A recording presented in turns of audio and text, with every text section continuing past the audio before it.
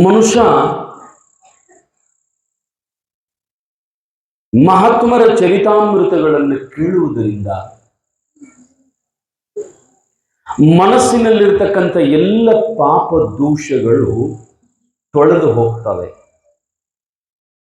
ಅದರ ಸಲುವಾಗಿನೇ ನಾವು ಪುರಾಣ ಪ್ರವಚನಗಳನ್ನು ಕೇಳಬೇಕು. ಉಪನಿಷತ್ತಿನೊಳಗೆ ಭಾಳ ಚಂದ ಬರ್ಕೊಂಡು ಬರ್ತಾರೆ.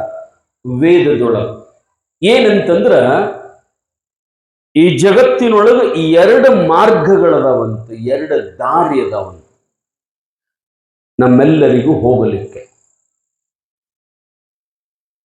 ಈ ಎರಡು ದಾರಿಗಳೊಳಗ ಒಂದು ದಾರಿ ಸೀದಾ ಭಗವಂತನ ಹತ್ತಿರ ಹೋಗ್ತದೆ, ಕೈಲಾಸಕ್ಕನೇ ಹೋಗ್ತದೆ, ಪರಮಾತ್ಮನನ್ನ ಮುಟ್ಟಿಸ್ತದ. ಒಂದು ದಾರಿಲೇ ಹೋದರೆ ಇನ್ನೊಂದು ದಾರಿ ಅದ, ಅದು ನಮ್ಮನ್ನ ಸೀದಾ ನರಕಕ್ಕೆ ತಗೊಂಡು ಹೋಗ್ತದೆ. ಇನ್ನೊಂದು ದಾರಿ ಅದ, ಅದು ಸೀದಾ ಆ ದಾರಿಯೊಳಗೆ ಹೊಂಟ್ರಿ ಅಂತಂದ್ರೆ ಅದು ನರಕಕ್ಕೆ ತಗೊಂಡು ಹೋಗ್ತದೆ. ಈಗ ಇಲ್ಲೂ ಇರ್ತಾವ ನೋಡ್ರಿ ಇವು, ನಾವು ಸ್ವಲ್ಪ ಕಡಿಮೆ ಜಾಸ್ತಿ ಆಯ್ತು. ಇಲ್ಲೂ ಇರ್ತಾವ ನೋಡ್ರಿ, ಊರಿಗೆ ಎರಡೆರಡು ಮೂರು ದಾರಿ ಇರ್ತಾವ. ಒಂದೊಂದು ದಾರಿ ಚಲೋ ಇರ್ತಾವ, ಕಾರ್ಗಡೆ ಹೋಗುತ್ತದರಿ, ಸೈಕಲ್ ಮೋಟ್ರ್ ಹೋಗುತ್ತದರಿ. ಈ ದಾರಿಲೆ ಎತ್ತಿನ ಬಂಡಿನೂ ಹೋಗಂಗಿಲ್ರಿ. ಅಟ್ಟು ತೆಗ್ಗವ, ಅಟ್ಟು ಹೊಲಸದ, ಕಂಟಿ ಬೆಳೆದವ, ರೋಡ್ ದಂಡಿಗೆ ಮಂದೆಲ್ಲ ಹೊಲಸು ಮಾಡಿರ್ತಾರ. ಅಲ್ಲಿ ಚಲೋ ಇಲ್ರಿ ದಾರಿ. ಹೆಂಗದ ನೋಡ್ರಿ, ನಿಮ್ಮೂರಿಗೆ ಬರಕನ ಎರಡೆರಡು ದಾರಿ ಇರ್ತಾವ. ಒಂದು ದಾರಿ ಚಲೋ ಇರ್ತದ, ಇನ್ನೊಂದು ದಾರಿ ಹೊಲಸು ಇರ್ತದ. ಹಂಗ ಮನುಷ್ಯನಿಗೆ ಈ ಜಗತ್ತಿಗೆ ಬಂದ ಬಳಿಕ ಹೊಳ್ಳಿ ಹೋಗಕ ಎರಡು ದಾರಿ ಅದಾವ. ಆ ಎರಡು ದಾರಿ ಹೆಸರು ಬರೀತಾರ ವೇದದೊಳಗ, ಉಪನಿಷತ್ತಿನೊಳಗ. ಏನಂತಂದ್ರ ಶ್ರೇಯಶ್ಚ ಪ್ರೇಯಶ್ಚ ಮನುಷ್ಯ ಮೇತತ್ ಉಪನಿಷತ್ತಿನೊಳಗೆ ಬರೀತಾರೆ. ಇವು ಎರಡು ದಾರಿಗಳದಾವಂತ, ಎರಡು ಮಾರ್ಗಗಳದಾವಂತ. ಅವು ಯಾವ ಅಂತಂದ್ರ ಒಂದು ಶ್ರೇಯ ಮಾರ್ಗ, ಇನ್ನೊಂದು ಪ್ರೇಯ ಮಾರ್ಗ. ಶ್ರೇಯ ಮಾರ್ಗ ಅಂತಂದ್ರೇನು? ಶ್ರೇಷ್ಠವಾದ ಮಾರ್ಗ, ಶ್ರೇಷ್ಠವಾದ ದಾರಿ. ನಾವು ಆ ದಾರಿಗೆ ಊಟ ಹೋದ್ರೆ ನಮ್ಮನ್ನ ಸೀದಾ ಕೈಲಾಸಕ್ಕೆ ಪರಮಾತ್ಮನ ಹತ್ತಿರನೇ ಕರ್ಕೊಂಡು ಹೋಗುವಂತ ದಾರಿ ಅದಾವ. ಅದಕ್ಕೆ ಶ್ರೇಯ ಮಾರ್ಗ ಅಂತ ಕರೀತಾರೆ. ಇನ್ನೊಂದು ದಾರಿಗೆ ನಾವು ಹಾದಿವು ಅಂತಂದ್ರೆ ಅದು ಸೀದಾ ನರಕಕ್ಕನೆ ಕರ್ಕೊಂಡು ಹೋಗುತ್ತದ. ಆ ದಾರಿ ಹೆಸರು ಏನು ಅಂತಂದ್ರ ಅದು ಪ್ರೇಯ ಮಾರ್ಗ. ಅದು ಪ್ರೇಯ ಮಾರ್ಗ. ಅಥವಾ ನಿಮಗೆ ತಿಳಿಯುವಂಗೆ ಹೇಳುದಾದ್ರ, ಈ ಊಟ ಮಾಡ್ತೀರಲ್ಲ, ದಿವಸ ಊಟ ಮಾಡ್ತೇವ್ರಿ. ಏನ್ರಿ ಸ್ವಾಮಿ, ಮತ್ತೆ ನಾವು ಊಟ ಮಾಡಬೇಕಲ್ಲ. ಊಟ ಮಾಡ್ಲಿಲ್ಲ ಅಂದ್ರ ಬದುಕುತ್ತೀವಿ ಹೆಂಗ? ನಾವು ಊಟ ಮಾಡಬೇಕು. ಏನೇನು ಮಾಡ್ತೀರಿ? ಏನೇನು ಮಾಡ್ತೀವಿ ಅಂದ್ರೆ ಏನು ಸ್ವಾಮಿ, ನಮ್ಮ ಮನ್ಯಾಗ ಏನ್ ಇರ್ತದ ಅದನ್ನ ತಿಂತೀವಿ ನಾವು. ದಿವಸ ನಮ್ಮ ಮನ್ಯಾಗ ಕಾಯಿ ಪಲ್ಯ, ರೊಟ್ಟಿ, ಪಲ್ಲಿ, ಸಾರು, ಹಣ್ಣು, ನಾವು ಏನ್ ಮಾಡಿರ್ತೀವಿ ಅದನ್ನ ತಿಂತೀವಿ. ಬರೋಬರಿ. ನಾವೊಂದು ಪ್ರಶ್ನೆ ಕೇಳ್ತೇನೆ ನಿಮಗೆ. ಏನಂತಂದ್ರೆ, ನಿಮ್ಮ ಬಾಯಿ, ನಿಮ್ಮ ನಾಲಿಗೆ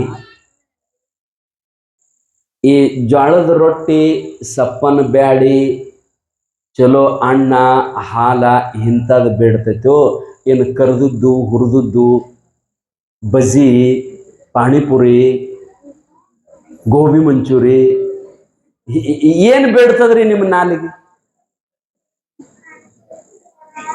ಹೌದಿಲ್ಲ? ನಿಮಗೆಲ್ಲರಿಗೂ ಗೊತ್ತದ, ಪಾನಿಪುರಿ ತಿಂದ್ರ, ಕುರುಕುರಿ ತಿಂದ್ರ, ಗೋಬಿ ಮಂಚೂರಿ ತಿಂದ್ರ, ಆನಂತರ ಇಂತಾದ ಹೊಲಸು ತಿಂದ್ರ ನಮ್ಮ ಹೊಟ್ಟಿಗೆ ಚಲೋ ಅಲ್ಲ ಅಂತ ನಿಮಗೆ ಪಕ್ಕ ಗೊತ್ತದ. ಪಕ್ಕ ಗೊತ್ತದ. ಜೋಳದ ರೊಟ್ಟಿ, ಚಲೋ ಅನ್ನ, ಆನಂತರ ಸೌತೆಕಾಯಿ, ಗಜ್ಜರಿ ಇಂಥವೆಲ್ಲ ತಿಂದ್ರ ನಮ್ಮ ಹೊಟ್ಟಿಗೆ, ನಮ್ಮ ಶರೀರಕ್ಕೆ ಇದು ಚಲೋ ಅನ್ನೋದು ಗೊತ್ತದ. ಆದ್ರೆ ತಿನ್ನೋದು ಯಾವ್ದು ಮಾಡ್ತೀರಿ? ಹೊರಗಿಂದ ಬರುದು ಅಡ್ ಚೋಡ ಮಾಡ್ತೇನ್, ಅಡ್ ಬಜ್ಜಿ ಮಾಡ್ತೇನ್. ಹೊರಗೆ ಹೋದ್ರೆ ಸಾಕ, ಅಲ್ಲಿ ಚಲೋ, ಅಲ್ಲಿ ಹೋಟೆಲ್ದಾಗ, ಇಲ್ಲಿ ಅಲ್ಲಿ ಇಲ್ಲಿ ನೋಡ್ರಿ, ನಾಲಿಗೆ ಬೇಡ್ತದ. ಅದು ನಾಲಿಗೆ ನಿಮ್ಗೆ ಹೇಳಿರ್ಬೇಕು, ನಮ್ಮನ್ನ ಸರ್ವನಾಶ ಮಾಡುವುದು ನಮ್ಮ ಮನಸ್ಸರಿ, ಬೇರೆದವ್ರಲ್ಲ. ನಮ್ಮ ಮನಸ್ಸ ನಮ್ಮನ್ನ ನಾಶ ಮಾಡ್ತದ. ಆಗ ಮನಸ್ಸು ನಮ್ಮ ಕಡೆಯಿಂದ ಎಂದೂ ಚಲೋ ಮಾಡಿಸಂಗಿಲ್ಲ, ಬರೀ ಕೆಟ್ಟದ ಮಾಡಿಸ್ತದ ನಮ್ಮ ಮನಸ್ಸ. ಬೇಕಾರೆ ನೀವು ಮುಂಜಾನೆ ಎದ್ದು ಕೂಡಲೇ ಒಂದು ಡೈರಿ ತಗೋರಿ, ಸಾಂದಿಟ್ಟ ಕಾಳು ಡೈರಿ ತಗೊಂಡು ಒಂದು ಪೆನ್ ಇಟ್ಕೋರಿ. ಎದ್ದಾಗಿನಿಂದ ಹಿಡಿದು ಹೊಳ್ಳಿ ಮಲಗು ತನಕ ನೀವು ಏನು ಕೆಲಸ ಮಾಡ್ತೀರಿ ಎಲ್ಲಾನು ಬರೀರಿ. ಚಂಜಿ ಮಾಡಿ ಹೋಗಿ ಅದನ್ನ ನೋಡ್ರಿ ಕುಂತ, ನೀವು ಮಾಡಿದ ಕೆಲಸದೊಳಗೆ ಬಾರನೇ ಭಾಗ ಪಾಪದ ಕೆಲಸನೇ ಇರ್ತಾವ. ಯಾರಿಗೆ ಹೇಳ್ಬೇಡ್ರಿ, ನೀವ ನೋಡ್ರಿ. ನೀವು ಮಾಡೋದ್ರೊಳಗೆ ಮನಸ್ಸು ಮಾಡಿದ ಕೆಲಸ, ಶರೀರ ಮಾಡಿದ ಕೆಲಸ, ಬುದ್ಧಿ ಮಾಡಿದ ಎಲ್ಲಾನು, ಕಣ್ಣು ಮಾಡಿದ ಕೆಲಸ, ಕಣ್ಣು ಸುಮಾರು ಏನಾರ ಎರಡು ಚಲೋ ಬರದ ಬಿಡ್ತಾವ. ಮತ್ತ ಮನಸ್ಸು ಏನಾರ ಅವ್ರು ಹಾಳಾಗಿ ಹೋಗ್ಲತ್ತಂದ್ರೆ ಅದನ್ನ ಬರದ ಬಿಡುದು. ಹಿಂಗ ಮುಂಜಾನಿಂದ ಸಂಜೆ ತಕ ನೀವು ಬರದ್ರಂದ್ರ ನಿಮ್ಮ ಮನಸ್ಸು ಏನು ಮಾಡಿರ್ತಂದ್ರ ಬಾರನೇ ಭಾಗ ಪಾಪ ಮಾಡಿರ್ತದ, ಅಲ್ಲದ ಕೆಲಸನೇ ಮಾಡಿರ್ತದ. ಅಂದ್ರೆ ಇದರ ಅರ್ಥ ನಿಮ್ಮ ಮನಸ್ಸ ನಿಮ್ಮನ್ನ ನಾಶ ಮಾಡಕ ಪ್ರಯತ್ನ ಮಾಡ್ತದ. ಹಂಗ ನಿಮ್ಮ ನಾಲಿಗೆನೂ ನಿಮ್ಮನ್ನ ಲಗುಟು ಕೊಲ್ಲಾಕ ಕುಂತದ. ಅದು ಶುಗರ್ ಐತೆ ಅನ್ನೋದು ಗೊತ್ತಿರ್ತದ, ಆದ್ರೂ ಹೇಳ್ತಾನ ಒಂದಿಟ ಹಾಕತ್ತ. ಏನ್ರಿ ಸಕ್ರಿ ಒಂದು ಗುಳಿಗೆ ಹೆಚ್ಚು ತಗೋತಾನಲ್ತ ನೋಡ್ರಿ. ಶುಗರ್ ಹೆಚ್ಚಾಯಿತು ಅಂದ್ರ ಏನಾಗತ್ತದ ಅನ್ನೋದು ಎಲ್ಲ ಗೊತ್ತದ. ಗೊತ್ತಿದ್ದು ನಾಲಿಗೆ ಕೇಳ್ತದ, ಏನ್ ಸಾಯುದೈತಳೋ ಮರ ಒಂದ್ ದಿವ್ಸ ನೋಡ್ರಿ ಹೆಂಗ. ಇದರ ಅರ್ಥ ನಾಲಿಗೆ ನಮ್ಮನ್ನು ಕೊಲ್ಲಕ ಕುಂತದ್ದ, ನಮ್ಮನ್ನ. ಅದಕ್ಕೆ ನಾಲಿಗೆ ಏನು ಬೇಡ್ತದಲ್ಲ ಅದನ್ನು ಕೊಡಬಾರ್ದು. ಇವತ್ತು ಇಡ್ಲಿ ಬೇಡಿತು ಅಂದ್ರೆ ತಂಗಳ ರೊಟ್ಟಿನೂ ಕೊಡುದು. ಅದಕ್ಕೆ ಇಡ್ಲಿ ಬೇಡಿತಂದ್ರೆ ತಂಗಳ ರೊಟ್ಟಿನೂ ಕೊಡುದು. ಜಾಮೂನು ಬೇಡಿತಂದ್ರೆ ಉಪವಾಸನ ಕೆಡುವುದು. ಅದಕ್ಕ ಯಾಕಂದ್ರ ಅದು ಚಲೋ ಎಂದು ಬೇಡಂಗಿಲ್ಲ. ನೋಡ್ರಿ, ದವಾಖಾನಿಗೆ ಹೋಗಿ ಬಂದಿರ್ತೀರಿ, ದವಾಖಾನಿಗೆ ಹೋಗಿ ಬಂದು ಮಕ್ಕೊಂಡು ಕೂಡಲೇ ಹೇಂತಿ ಬರ್ತಾಳ ಅಥವಾ ಗಂಡ ಗುಳಿಗೆ ತಗೊಳ್ದದ, ಒಂದಿಟ್ಟು ಅನ್ನ ಹಾಲ ಉಣ್ಣು ಅಂದು ಕೂಡಲೇ ಬೆಂಕಿ ಹಚ್ಚ ಅನ್ನ ಹಾಲಕ್ಕೆ. ಅಲ್ಲ, ಏನ್ ಬೇಕನ್ಸದ್ರಿ? ಆಗ ಒಂದಿಟ್ಟು ಬೆಳ್ಳುಳ್ಳಿ ಖಾರ ಕುಟ್ಟಿ ಕೊಡು, ಒಂದಿಟ್ಟು ಚಂದ ಚೀಯಂಗ ಸಾರು ಮಾಡು. ನೋಡ್ರಿ, ಆರಾಮಿಲ್ದಾಗ ನಾಲಿಗೆ ಎಂಥದ್ದು ಬೇಡ್ತದ, ಮನಸ್ಸು ಎಂಥದ್ದು ಬೇಡ್ತದ. ಅದಕ್ಕ ನಮಗ ಗೊತ್ತಿದ್ದು ನಾವು ಅದನ್ನ ತಿಂತೀವಲ್ಲ, ಇದು ಏನು ನಮಗ ನಾಲಿಗೆ ರುಚಿಕರ ಬೇಡ್ತದಲ್ಲ, ಅದು ನಮ್ಮನ್ನ ಆರೋಗ್ಯವನ್ನ ಹಾಳು ಮಾಡ್ತದ. ರುಚಿಕರ ಮತ್ತು ಹಿತಕರ. ನಾಲಿಗೆಗೆ ಯಾವುದು ರುಚಿ ಅದಲ್ಲ ಅದು ಹೊಟ್ಟಿಗೆ ಹಿತ ಆಗಂಗಿಲ್ಲ. ಹೊಟ್ಟಿಗೆ ಯಾವುದು ಹಿತ ಅದಲ್ಲ ಅದು ನಾಲಿಗೆಗೆ ರುಚಿ ಹತ್ತಂಗಿಲ್ಲ. ತದ್ವಿರುದ್ಧದರಿ ಅದು. ಹೊಟ್ಟಿಗೆ ಯಾವುದು ಹಿತ ಅದಲ್ಲ ಅದು ನಾಲಿಗೆಗೆ ರುಚಿ ಹತ್ತಂಗಿಲ್ಲ.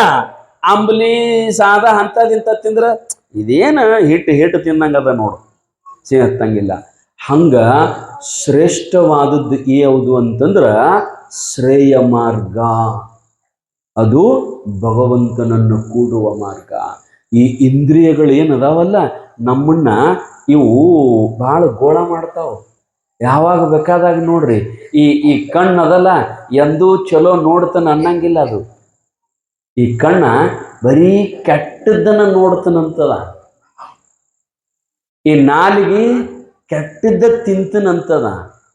ಕಿವಿ ಅಲ್ಲದನ್ನ ಕೇಳ್ತನಂತದ. ನೋಡ್ರಿ ಹೆಂಗದ. ಇವೆಲ್ಲ ಒಟ್ಟು ನಿಮ್ಮನ್ನ ಹಿಂಗ ಕಾಡಕತ್ತವ. ಅವತರ ನೀವು ಜಗ್ಗಿ ಹಿಡಿಬೇಕು. ಲಗಾಮ, ಕುದುರೆ ಲಗಾಮ ಜಗ್ಗಿ ಹಿಡಿದ್ರೆ, ಎತ್ತಿನ ಮುಗದಾನ ಜಗ್ಗಿ ಹಿಡಿದ್ರೆ ಹೆಂಗ ನಿಂದಿರ್ತಾವಲ್ಲ ಹಂಗ ಜಗ್ಗಿ ಹಿಡಿಬೇಕು. ಇವತ್ತರನ ಅಂದಾಗ ಪಾಪ ಮಾಡೋದು ಬಿಡ್ತಾವ. ಇಲ್ಲ ಅಂದ್ರೆ ನಿಮ್ಮನ್ನ ಜಗ್ಗಿ ಹೋದ ಪಾಪ ಮಾಡಿಸ್ತಾವ ಇವು ಇಂದ್ರಿಯಗಳು. ಬಲವಾನ್ ಇಂದ್ರಿಯ ಗ್ರಾಮೋ ವಿದ್ವಾಂಸಮಪಿ ಕರ್ಷತಿ. ಈ ಇಂದ್ರಿಯಗಳೇನದಾವಲ್ಲ, ಕಣ್ಣ, ಕಿವಿ, ಮೂಗ, ಬಾಯಿ ಇವೆಲ್ಲ ಬಹಳ ಕೆಟ್ಟ ಏನಪ್ಪಾ ಅಂತಂದ್ರೆ ನಮ್ಮ ಕಡೆಯಿಂದ ಪಾಪ ಮಾಡಿಸ್ತವೆ. ಆದ್ದರಿಂದ ಏನಪ್ಪಾ ಅಂತಂದ್ರ ಮನುಷ್ಯ ಒಳ್ಳೆಯ ಮಾರ್ಗವನ್ನು ಹಿಡಿಬೇಕು.